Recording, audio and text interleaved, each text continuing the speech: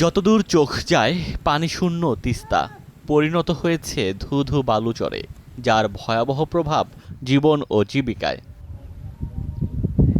এই তিস্তাপাড়ের বাসিন্দা লালমনিরহাটের কালীগঞ্জের জয়নাল আবেদিন। বর্ষায় ফসলহানির পর শুকনো মৌসুমে নেমেছেন আবাদে।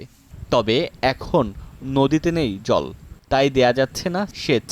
মাটিও শুকিয়ে গেছে, এতে বিবর্ণ রূপ নিয়েছে আমন ক্ষেত। আমরা 3-4 বার গাড়লাম, গাড়িয়া এখন আমি যাচ্ছি। এই গাড়ার পর মনে করেন এখন পানি নাই, এখন আমার ধান বেড়ায় চল, কিন্তু ধান আমার পুড়ি গেল। তিস্তাপাড়ের বেশিরভাগ চাষির অবস্থা একই। যাদের জীবন জীবিকা নদীতে মাছ ধরে, তারাও আছেন কষ্টে। কারণ নদীতে জাল ফেললেও মেলে না মাছ। কর্মহীন অনেকে। সবুজ ঘাস শুকিয়ে যাওয়ায় দেখা দিয়েছে গোখাদ্য সংকট। তিস্তা নদীর পানি শুকিয়ে গেছে, এতে মাছ যা পাই একটু তাকে দিয়ে আমাদের সংসার কোনো চলতেছে না। বর্ষার সময় ক্ষতি, এই অষাঢ়ার সময় ক্ষতি।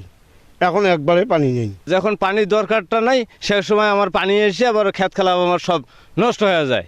পরিকল্পনার মাধ্যমে পানি সংরক্ষণের ব্যবস্থার দাবি তুলেছে স্থানীয় কৃষি বিভাগ।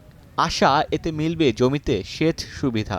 বর্ষা মৌসুমে পানি ধরে রাখা, শুষ্ক মৌসুমে ওই পানিটা সেচের কাজে ব্যবহার করা। তো এই জন্য সুদূরপ্রসারী প্ল্যান দরকার, এবং সেই প্ল্যানকে শুধু প্ল্যান না, প্ল্যানের বাস্তবায়ন দরকার। তাহলেই আমাদের এই যে সমস্যাটা, এটা সমাধান হবে। তিস্তা রক্ষার দাবিতে বছরের পর বছর ধরে চলছে আন্দোলন। মহাপরিকল্পনা বাস্তবায়নের আশ্বাস দিয়ে ভোটের প্রচারণাও চালাচ্ছে সব দলের প্রার্থীরা। তবে তা কতটুকু বাস্তবায়ন হবে তা নিয়ে রয়েছে প্রশ্ন। সংকটের সমাধান না হলে বড় বিপর্যয় শঙ্কা বিশেষজ্ঞদের। আমরা যদি সম্পদের রক্ষণাবেক্ষণ করতে চাই, আমরা যদি বন্যা থেকে খরা থেকে অঞ্চলকে রক্ষা করতে চাই, আমরা যদি এই অঞ্চলে কর্মসংস্থান বৃদ্ধি করতে চাই, আমরা যদি এই অঞ্চলের মানুষের জীবন এবং জীবিকাকে নিশ্চিত করতে চাই, তাহলে নিশ্চিতভাবে এই তিস্তার যে ন্যায্য অধিকার, সেই অধিকারটাকে নিশ্চিত করতে হবে।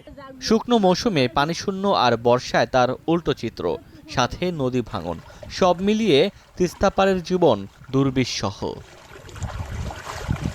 Desk report, star news.